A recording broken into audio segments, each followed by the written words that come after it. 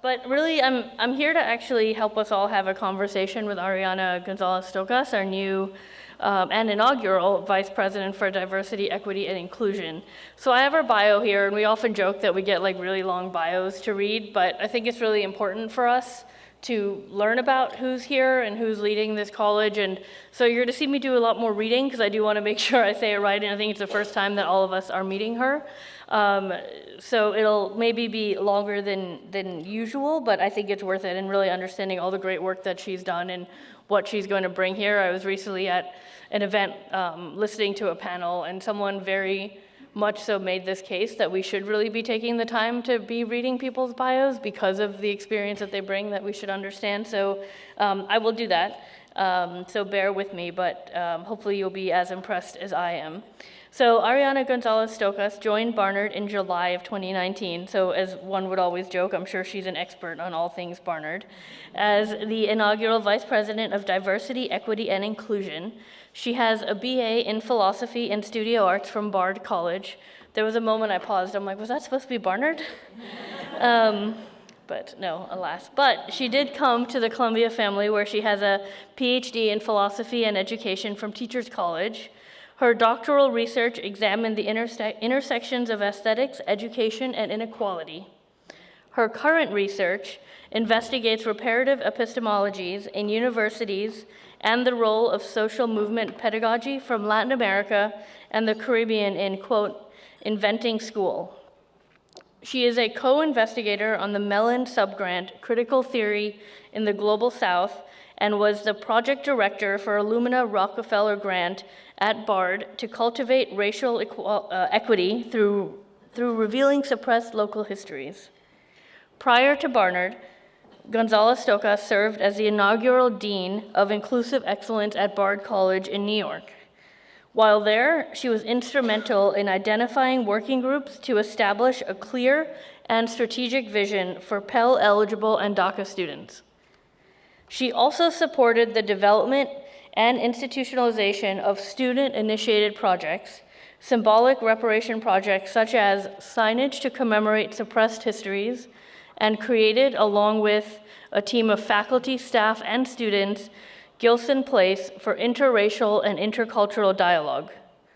Prior to a role at Bard, she was an assistant professor of interdisciplinary studies at Gutman Community College of the City of New York, where she was a founding faculty member.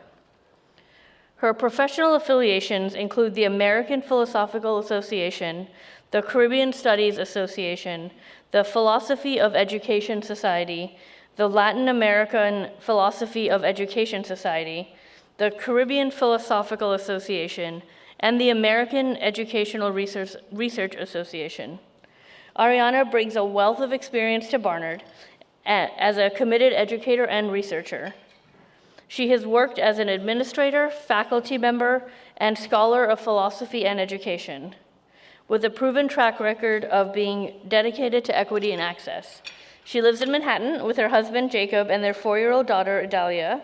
So please join me in welcoming her. Well, first of all, I hope everyone was just as impressed as I was with her background, and I think she'll do wonderful things. So thank you for coming to Barnard. We're excited to have you.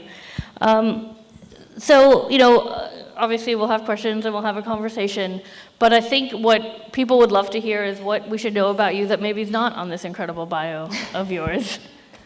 Well, it's really nice to be here today, and I'm very much looking forward to connecting more with the amazing graduates of Barnard.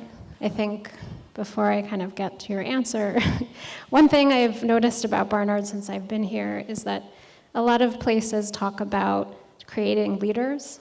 Barnard really does it. And not in the sense that everybody's kind of the leader of this organization or that, but there's something about the spirit of this place that it's hard to name it. It's got a really particular essence to it. And I think that's really special, and it's been a remarkable 3 months, really getting to know it. So I guess in addition to what that very long bio talked about, is I can just expand a little bit on it and talk about how what you heard informs how I approach diversity, equity, and inclusion So I think that for me, this work, it's theory and practice, and also personal. So I think for myself, there's a personal narrative around access to education that's come from my own family's history, around the need to begin to figure out the pathways of access, particularly into highly resourced educational environments. That isn't always easy in the United States. Ability, I think, as our president always says, often outstrips opportunity. And I think that that's something that I think about all the time. So I approached this work through a deep engagement with philosophy and educational theory, and it's a career and a field that changes rapidly. So the research part of it is really important. It's important for me to continue to stay thinking about, the most cutting-edge research on topics like implicit bias and conscious bias, where the field is changing rapidly, and so are the recommendations. So I come at this work with that perspective. I think I know I'm highly creative. I like starting things. I like building things. So my 3 previous positions, as you heard, were inaugural positions. So I bring that to the table. And I think another thing that I find really important is that this work is systemic work. So it's work that requires someone to look at how systems flow or don't flow, how well they work in the pursuit of equity, how difference enters a system like a university, and then how that system begins to change to facilitate inclusion of that difference. So I think a lot about that systemic approach, and that's what I've spent a lot of time really listening and thinking about since I started. And the graduates of Barnard are part of that system. So how the graduates feed back into what goes on here and what goes on in terms of the perspective of diversity, equity, inclusion and the direction that it takes, because it needs to be a collaborative endeavor. So I see a very central part of my work as being a connector and a collaborator, because it's not just what I know about the research and the theory, but it's also what Barnard is and what Barnard needs and what people desire it to be. Great, thank you.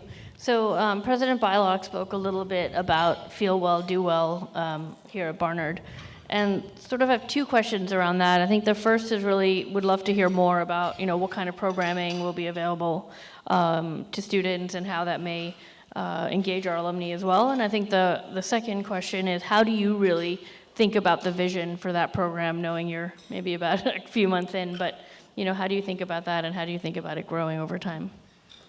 Sure. So Feel Well, Do Well is, MJ Murphy and Mary Comerford out of Furman Counseling and the Health Services are really kind of the driving force behind it, and I'm partnering and working closely with them. And I think, so I'll just tell you a little bit about the basic structure. I'm not sure how much you've already heard about it. But essentially, in addition to the services that this campus already offers pretty robustly, which is the Furman Counseling Center, Health Services, Well Women, there are those services, but also really it's how we take an approach to broad-based institutional involvement of student well-being. And this also includes how we really begin to think about well-being as an ecosystem. So, we met yesterday with staff for the all-staff meeting and talked a little bit about helping them to think about ways that they can become models for well-being as they encounter students within the space. Many staff work very closely with students. So how do they model well-being? How do they practice it? How do they speak with students? One of the programs that's rolled out through Feel Well, Do Well are trainings that are happening on sort of the very kind of basic for facility staff, for instance, on what to do and what resources exist if you see a student who might be in distress or who might be struggling in some way. So there's that side of the initiative, or that part of the initiative. I think the aim of Feel Well, Do Well is that everywhere a student turns in the institution, they're learning something about what well-being is like, and the very multifaceted version of what well-being is. The tagline of Feel Well, Do Well is your wellness, your way, because it's important that students and all of us have a very diverse and broad picture of well-being practices. So the other part of this initiative that I'm working with MJ and Mary and faculty on is how we begin to think about the place of well-being within the classroom. And Sion, or President Beilock, touched on that a little bit in the beginning in her remarks, in that when a student in the classroom experiences a sense of marginalization or experiences difficulty accessing the full resources of the course, books, study abroad, for instance, that exerts a tremendous amount of pressure and stress, additional pressure and stress that might not be there if we were talking more intentionally about those experiences in the classroom. So we're working right now to launch that part. There's an internal phase that we're in, which is really talking with faculty to help get their perspectives and insight on how this work can go on in the classroom. Great, thank you. Sure. Another big topic that's quite common on campus and obviously in different places is how do we address disparities across campus for students, especially those with non-dominant identities, and how do you really think about that specifically to Barnard and what we can and could be doing here, or maybe are doing already? So I think one thing that I've been building on, which has already had momentum, is really thinking about first-generation low-income, and I'd say like Pell-eligible middle-income families that enter from a broad range of racial, ethnic, religious identities. When a student enters Barnard, we want to make sure that they have an ability to fully access everything that the college has to offer without too much additional burden or stress. And that goes to this broad notion of what we're calling Access Barnard. So right now, what we're trying to do is begin to consolidate the efforts that already exist, because there are many efforts institutionally that exist to help address supplemental funding, book funding. There's lots of pockets of really good work, but what we're trying to do is begin to knit that all together in a way that I think Beyond Barnard is a really great example of and is done really successfully, so that when the student comes into the institution and perhaps they encounter a moment where they started the semester and they realize they need an extra $1,000 for this type of experience or supplies for a class, there's a single place that they can go to seek that support. And that we can also build support for things. I've spent a good amount of time in the archives really thinking a lot about the history of Barnard, reading testimonials. And one thing that really has stood out to me is that students express not feeling as if they belong at Barnard, not only because of Barnard, but because they can't access New York City. And that was sort of for me, it was an interesting piece to discover that students who didn't have the opportunity, ability, or time to go out into New York City really felt as if it took away something about belonging. So how can we build more resources for students to have that full experience and not leave their 4 years here and have gone to Central Park never, or never gone to the Met? Kind of those experiences that are important to, I think, the identity and full experience of the college. So that's kind of one example of seeking to connect and systematize and create not just programs, but an actual place and system that is serving a underrepresented group on campus.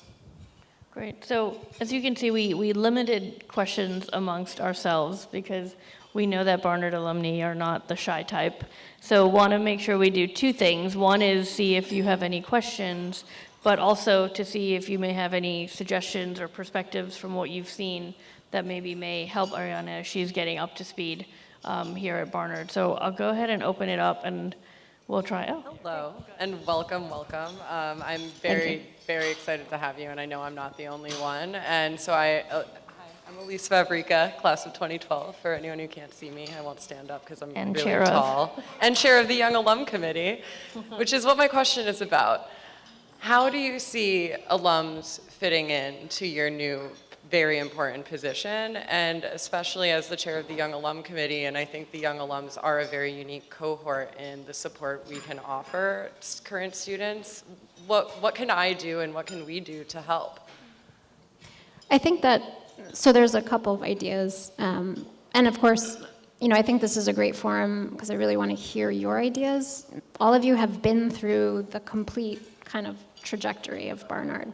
And you've gone from Barnard out into various life experiences and the workforce. One thing President Bilek mentioned is I'm working with Beyond Barnard to really think about how can we create opportunities that, training workshops that prepare students to go out into the workforce. And they're in an environment here which is incredibly nurturing, I think. And sometimes there's the reality of going into that workplace environment where you are the one of the one. And how do we prepare our students with the kind of resiliency and skills to know how to have those first encounters that they probably, unfortunately, may have around negotiating for pay or around being looked over for promotion. And I think the alums, particularly the more recent ones, are in the midst of figuring all those things out.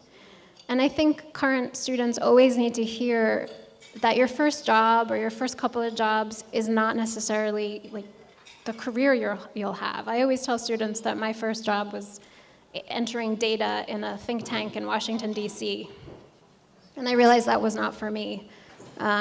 So I think they need to hear that perspective, and also the kind of skill sets that you've already begun to develop professionally around negotiating and navigating difference or navigating underrepresentation within the workplace. And I think other things around balancing, if you decide to have a family, you decide to have children, the complexity of managing those things together. And I think current students need to see examples of, they just want to know how it's done and what's possible. And I think that holds true for all of our students. So I think, the logical is sort of mentoring, but a kind of very specific sort of mentoring. I don't know how many people here saw a movie called Animal House. Did anyone see this movie? Well, I don't know if anybody remembers, but there was this one part where the boys went on a road trip, and they went to this school called Emily Dickinson College. Does anybody remember this? And so all the young ladies were sort of represented as sort of these eggheads, strange women who were, mentally engaged and not socially engaged. Well, what I'm trying to say is that after graduating and being in the workforce, I was in the position to mentor a number of other women, not Barnard graduates. And there's really no easy way to say this. I had to teach them about their image. I had to teach them about what do you wear when you go on an interview. How are you going to look when you walk into the room and say, I no longer wish to be a secretary, I want to be promoted. I'm talking about college grads, but I'm just saying the image element. And I believe throughout my career that I have seen a similar situation. So I believe that that is a part of it. I think that is a part of transitioning from, I was a postdoc at West Virginia University, and all of our graduate, the majority of students at WVU were first generation college. They had no tradition to look back on, nobody to tell them, how to behave once they graduated. And my experience so what I'm saying is image to me is important, and I think it is one of the elements that helps us. We don't want to be, homogenized, but at the same time, at a certain level, I believe that there is some kind of a bar that will exclude you if you do not know the code word to get in the door. Does that make sense? Sure. I think that, there's something really important about the subtlety of cultural codes, and clothing is one of those things, right? So I think one of the most powerful things, I'll just speak personally, I learned from my family, from my mother in particular, was you have to learn to read all of those kinds of codes. They're like rhetorical modes, right? So how you begin to kind of enter different sorts of spaces and realize there actually are different ways of, for instance, dressing that and presentation that track onto those environments.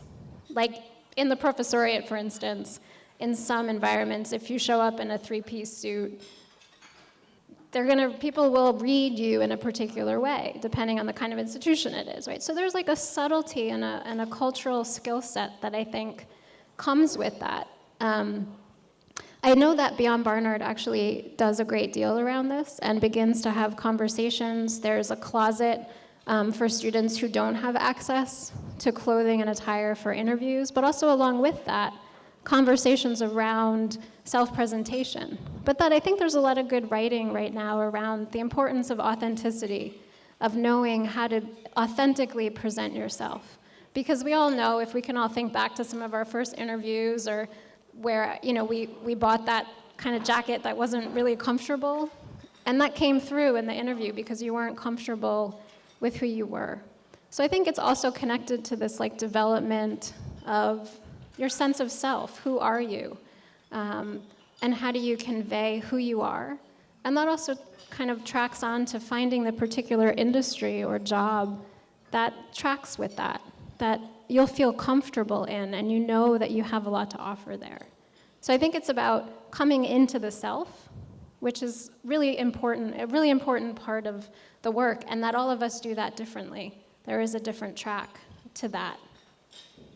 It's funny you say that about the clothing. I've had mentees, actually through Beyond Barnard, who've actually texted me a photo of themselves deciding what to wear to their first day of work. And often one of my first questions is, are you comfortable? Right? And it's think about the crazy air conditioning. Are you wearing something where you can take your jacket on or off? Or if you're going to an after work thing. So it's really a true, it's a great point. We face that all the time. I'd say, and the more practice you have, the more comfortable you get, right? Yeah, like there is that thing about practice that matters. It's true. I'm Glinda Smiley, class of 2009. There's been a growth in experiential learning and community-based learning, and I'm wondering how Barnard could, capitalize on that growth to get more women from diverse sectors to come here and speak, so that the mentoring is not only coming from our alumni, but from the breadth of knowledge of the type of women who are attracted to a city like New York and leading across sectors. You can take that. From what I know, again, I'm not going to harp on Beyond Barnard, but I think that's experiential education is one significant pillar of what's going on in Beyond Barnard. So there's the kind of experiential education of, drawing people and, experts into the institution from a broad range for talks. The Athena Center, I know, is doing, and we're planning to do more of these kind of power talks, has been something that they've done for a long time. So there's different pockets that do this in the institution. And then there's the experiential learning that's going on. That's work study funds are now, you can use work study funds with certain community-based organizations to go work. If you want to work locally and work in an organization, instead of having to volunteer your time, you can find a way to get paid through that experiential ed. But in addition to that, Barnard's just received a very large grant from the Menon Foundation for $1 million to build out these what's called engaged pedagogy courses. So it's called Barnard Engages. And these are some amazing courses that are already happening at Barnard. So the Mississippi semester, Seeking Asylum is another one where students go down to the border and they work in the detention camps, and they come back to New York and work with various immigration and organizations here. So those are just two examples, and this grant is going to enable Barnard to really grow those types of learning experiences for here in New York City. So how the college engages with the social issues of the time, particularly around immigration, economics, is something that I think this grant we're going to see over the next 6 years a lot of development in. Hi. I'm Amy Veltman, class of '89, and my question is, I'm so excited that you're here and that the college is elevating diversity, equity, and inclusion as an issue on campus. For people who are from, who have dominant identities, and for people who are from privileged backgrounds where equity is not something maybe naturally on their radar? Are there any things that are not opt-in that are being done to address kind of making the ideas of diversity, equity, and inclusion permeate the institution, not just for people who are eligible for Pell Grants or, for people who might not have ever given these ideas a thought? I think that question of kind of how do we get everybody to run into diversity, equity, inclusion and think about it and understand it. I'm right now in the process of trying to look more closely, Barnard's Foundations curriculum, I think it's something in terms of how it's been restructured to really look at, because everybody at Barnard has to take a course called Thinking About Social Difference. And in those courses, when you look at the description of the course and what the course seeks to do, this is really what those courses seek to do, is they seek to have students think about social inequality. They want students in those courses to think about the dynamics of race, gender, religion, difference. So I have to kind of dig deeper to figure out, so all students touch that course. What are they getting from that course, right? Are they getting what we want them to get, which is shifting their perspectives or deepening their perspectives or helping them think about diversity, equity, and inclusion in a more complex way, helping them to think about their role. So I think actually Barnard's curriculum, when I look at it, there are so many pockets and robust pockets of really thinking about intersectionality and difference in many, many different ways. So there's thinking about global inquiry, I think I might get the title wrong, and local. So they're really being asked to look at the world in with these kinds of lenses. Again, what it's doing, this is kind of a question that many institutions are asking in terms of the metrics of, are we developing deeper empathy, right? So I think that's something I've been thinking a lot about as well, is we're taking these academic courses, but when we look at some of the challenges on college campuses around speaking across difference, very polarized viewpoints, there's also this question of how the inability to listen to the other is connected to a lack of empathy or a lack of understanding or needing to deepen how we have empathic conversation. So it's something that there's a lot of examples of how campuses do this right now.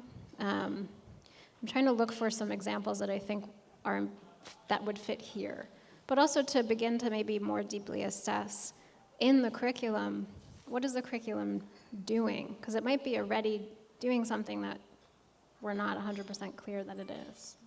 Rhonda Small, class of 72.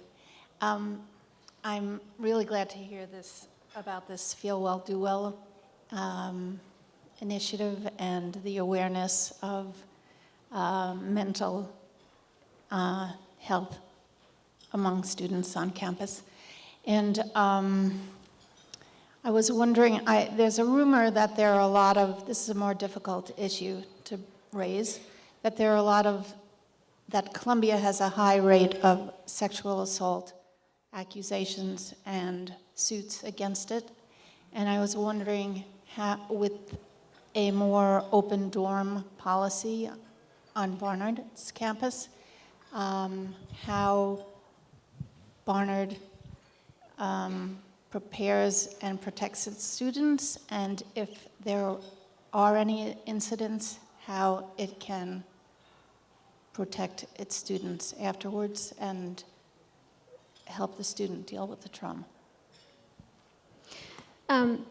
So I think through the Furman and Health Services, there is a ongoing series around sexual health that includes understanding intimate partner violence, that helps students through the peer health educators on campus, begins to equip those students as well to understand how to practice allyship and bystander. So if they encounter a peer who has been assaulted in any way, they know what to do. It's also developing, we do Title IX and the Equity Office does trainings for all faculty and staff. Those are mandated trainings around what it means to be a mandated reporter. And if a student is disclosing that something has occurred to them, they know where to go. So that is actually part of the Feel Well, Do Well, is making sure that people also know the protocols and the compliance parts, and also know what to do. So there is, and has been actually, a very long-standing program within health services and the Furman Counseling Center around this broad umbrella of what we describe as sexual health. They do, a series on healthy relationships. So there's a broad, I think, network and attention paid through both the Health Services and Counseling Center and the Title IX and Equity Office that's paid to these topics on college campuses right now, and something that I think Barnard does and is doing very well. I hope that answers your question. Well, I think that might be all the time we have for questions. So first of all, thank you so much for taking the time.